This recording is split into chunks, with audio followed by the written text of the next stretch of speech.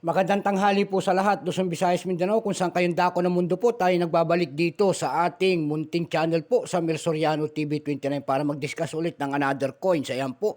Magandang tanghali po sa lahat ng kolektor kung saan kayong dako ng mundo po, lalo-lalo ng aking mga subscriber po. Thank you so much po sa lahat.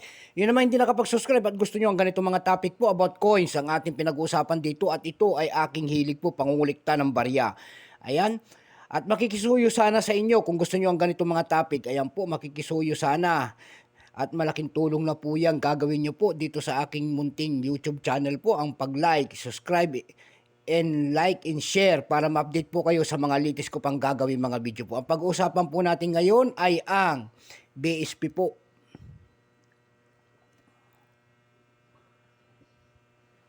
Ayan po ang ating pag-uusapan, BSP po. Ayan. Makikita nyo po ang isang imahe po ng isang lalaki. Ayan po, nakaharap po sa kanang bahagi. Siya po ay si Emilio Aguinaldo po. And then year. And then mint mark. And 5 pesos ang Republika ng Pilipinas. Makikita nyo naman dito po sa atin po. Ayan. Kung tawagin po ng ating mga kolektor yan, yan ay Central Bank seal within circle and gear design within scallop border. Ayan po. And yan ang ating cutwheel. Diyan bumabase ang ating mga kolektor kung anong day yan. Bago tayo magsimula, kilalanin mo muna natin siya. Ayan po.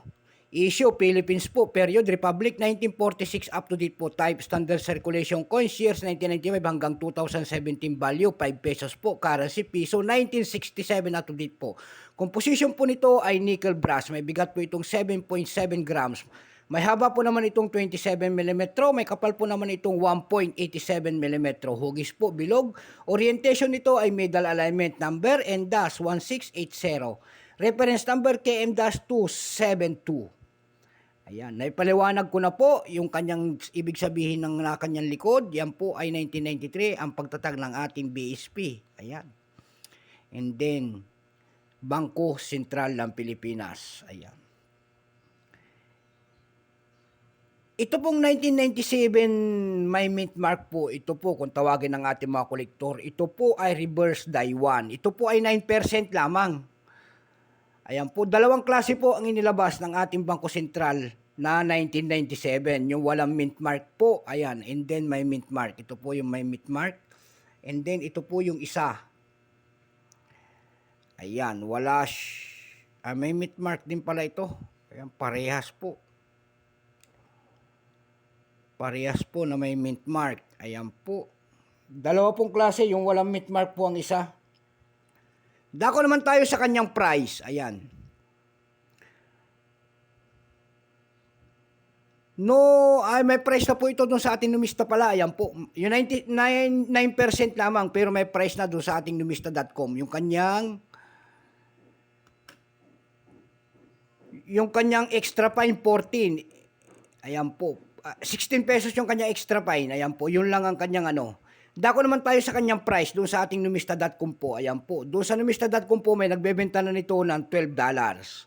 Doon sa carousel page naman po may nakita tayo nagbebenta na nito ng 150 pesos and then 100 pesos. Wala na ho tayo may babagi, yun lang. Ang mga 1997 na ito, dalawang klase lang. Hirap maghanap na rin ang kanyang price kasi 9% lamang. Dati no isang taon pa sinasabi nila yung hard to find dito, ito po ay year 2, itong may mint mark po, ito po ang hinahanap. Yung pala ay naglabasan, ayan po, naging marami. So natanggal po sa semi hard to find. Ang semi hard to find po dito ay year 2000 po, ayan. Kung mayroon kayo dyan, i-comment nyo dyan. Yung year 2000 and then 1999, bumibili ho tayo dyan. Ayan po. So hanggang dito na lamang po. Magandang tanghali po sa lahat. Luzon, Visayas, Mindanao, kung saan kayong dako ng mundo po. Keep safe po sa lahat and God bless.